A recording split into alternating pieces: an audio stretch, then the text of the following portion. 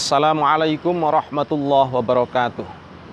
Bismillah, alhamdulillah, wassalatu wassalamu ala sayyidina rasulillah Maulana Muhammad bin Abdullah wa ala alihi wa sahbihi wa mawalah, amma ba'du. Para pemirsa dimana saja Anda berada, saat ini kita sudah mendekati Hari Raya Idul Fitri.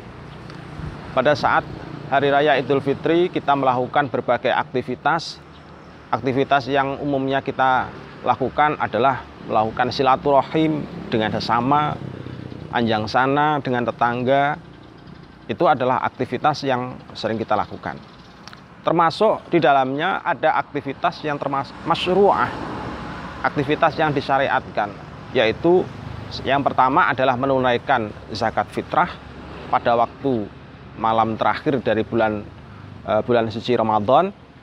Terus kemudian melaksanakan sholat Idul Fitri di waktu pagi harinya.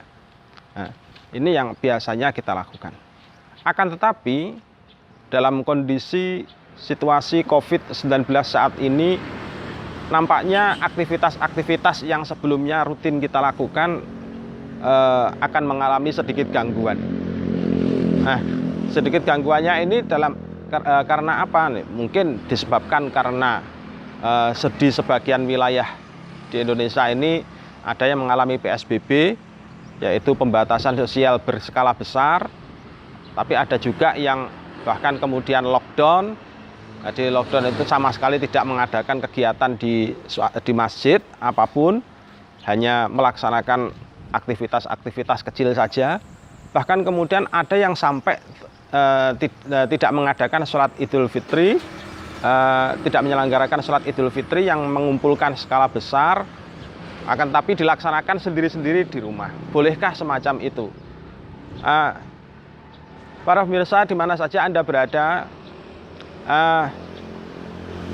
kalau kita melihat dari pelaksanaan sholat Idul Fitri, dari syarat sah pelaksanaan sholat Idul Fitri, maka pada dasarnya sholat Idul Fitri itu bisa dilaksanakan tidak harus dengan berjamaah, akan tetapi boleh dilaksanakan dengan sendiri. Ya, karena bisa dilaksanakan dengan sendiri, maka tidak banyak ketentuan yang berlaku dalam sholat Idul Fitri. Termasuk dalam hal ini, kalau misalkan dilaksanakan sendiri, maka tidak perlu yang namanya khutbah. Jadi tidak perlu namanya dua khutbah. Loh, Pak, bukankah sholat Idul Fitri itu disamakan dengan sholat Jumat? Ada yang menyamakan dengan sholat Jumat. Ya, memang sholat Idul Fitri kadang-kadang disamakan dengan sholat Jumat dalam hal gugurnya kewajiban untuk melaksanakan sholat Jumat kalau Idul Fitrinya itu terletak pada waktu hari Jumat dan berlaku untuk penduduk yang jauh. Akan tetapi dalam hal syarat dan rukun pelaksanaan sholat Idul Fitri ini tidak sepenuhnya apa yang berlaku dalam sholat Jumat itu berlaku di dalam sholat Idul Fitri. Contohnya misalkan adanya dua khutbah.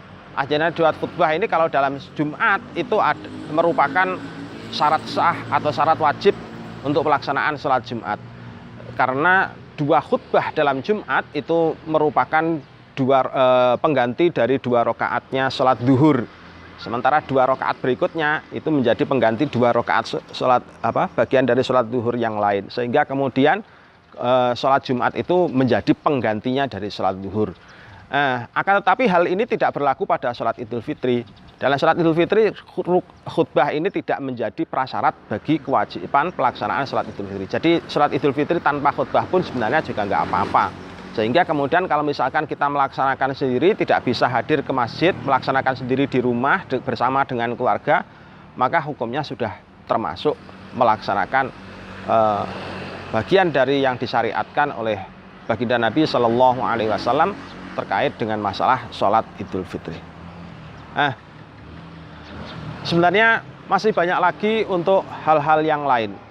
Untuk hal-hal yang lain yang bisa kita laksanakan di dalam situasi COVID-19 saat ini, yang menyebabkan kita itu menjadi terhalang untuk melaksanakan sholat Idul Fitri. Sebelumnya kita misalkan kalau silaturahim dengan dengan jalan saling bertemu, mungkin dalam kondisi COVID-19 seperti sekarang ini kita tidak lagi bertemu, tetapi cukup dengan tegur sapa melalui telepon dan lain sebagainya. Apakah itu sudah cukup?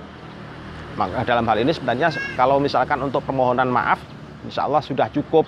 Akan tetapi dalam hakul adami, kalau misalkan ada sesuatu yang terambil oleh kita sehingga terus kemudian kita meminta maaf kepada orang lain, maka dalam hal seperti ini kita meminta maafnya sebenarnya tidak cukup dengan hanya menyampaikan kata-kata, tetapi juga harus mengembalikan hakul adami yang sudah terambil oleh kita kepada mustahiknya.